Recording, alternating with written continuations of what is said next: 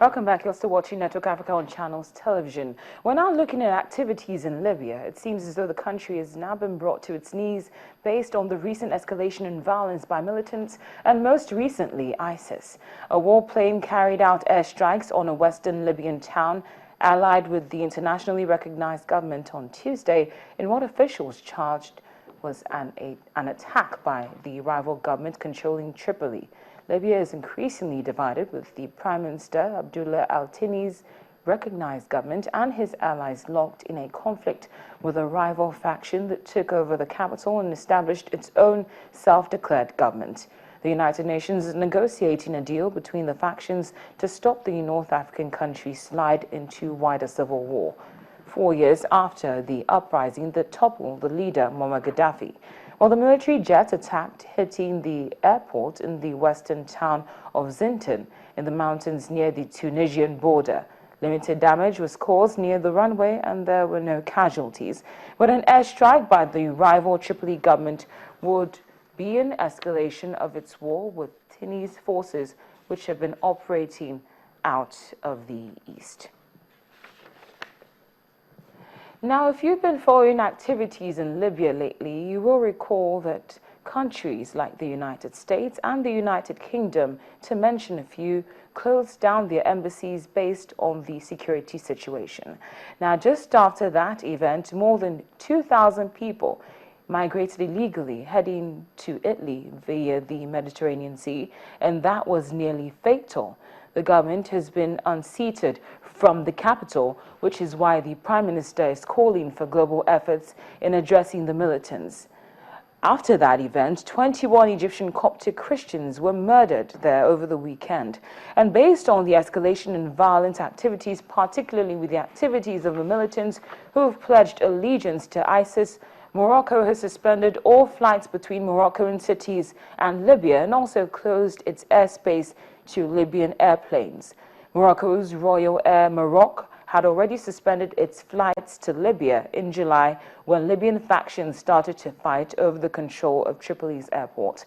But some Libyan carriers were still operating between the two countries. Morocco has also decided to close its airspace to all the Libyan airplanes. 3 years after the fall of the strongman Muammar Gaddafi, Libya has turned to a violent power struggle between rival factions who have installed competing governments, militant groups, including movements linked to the Islamic State, and they've also won ground in different areas of the country. Now, unfortunately, there's not such good news coming in from nearby Tunisia either, as 4 police have been killed there in a militant attack in the central region of Kasserine, close to the border with Algeria. The government confirmed the incident but declined to give a lot of details. However, suspected militants are believed to have opened fire on a National Guard police checkpoint. Tunisia is engaged in a campaign against Islamist fighters who carry out shootings and bombings mostly against security forces. Troops are also trying to flush out fighters from a base in the Chambi Mountains near Algeria. With its transition to democracy complete after a 2011 uprising against the autocrat El Abidine Ben Ali, Tunisia's government is turning its attention to tackling economic reforms and also security with a crackdown on Islamist extremists. More than 3,000 Tunisians have left the fight in Syria and Iraq, and several Islamist militant groups emerged after the 2011 uprising, including Ansar al-Sharia, which is listed as a terrorist organization by the United States and also European officials. Now to a story which is repulsive as it is sickening, to say the least. An albino toddler who had been missing since Sunday has been found dead in northern Tanzania with all his limbs hacked off. Yohana Bahati, who was just a year old, was snatched from the house of his mother, who was also cut with a machete. His body was found a few miles away, and 2 people have been arrested in connection with the killing. Sadly, this is a very familiar occurrence in Tanzania, where at least 74 albino children have been killed this century in that country alone, where some which doctors use albino body parts to make their charms.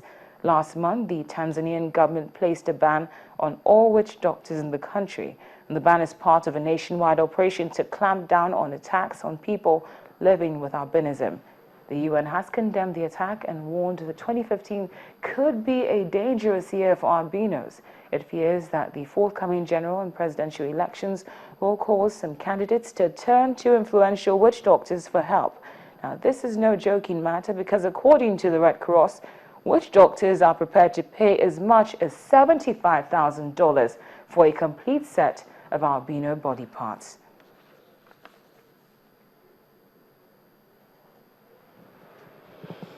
Joining us now live via Skype is the CEO for the Albino Foundation in Nigeria, Jake Epele. Jake, thank you so much for speaking with us on Network Africa. Well, I'm being told from my producer that we have him online, and I hope we can see him now. Jake, can you hear me? Thank you. I can see you. Thank you for speaking with us on Network Africa.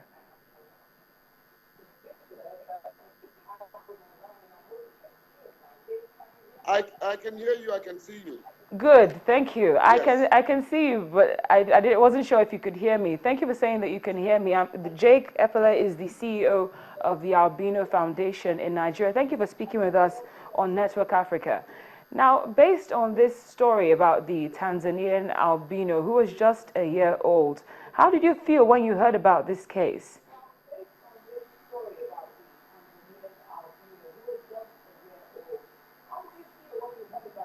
Well, I'm going to have to call for a quick break now. Devastated is the least word.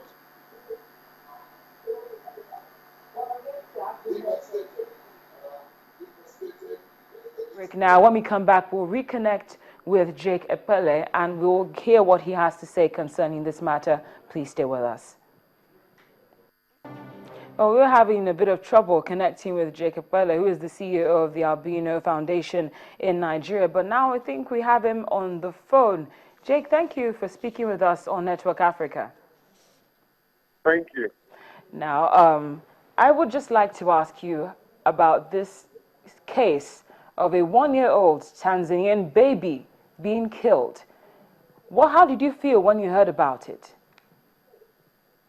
Well, I was devastated, and the community of albinos in Nigeria are equally devastated. Okay, it's clearly, it's very understandable for you to be devastated, just like we also are. Now, a lot of medieval practices have, been swept under the carpet or are no longer in practice. But why is this one still in existence? This case of albinos' lives being threatened, why does it still exist? Why has it failed to die? Well, lack of political will on the part of the government in Tanzania, and lack of strong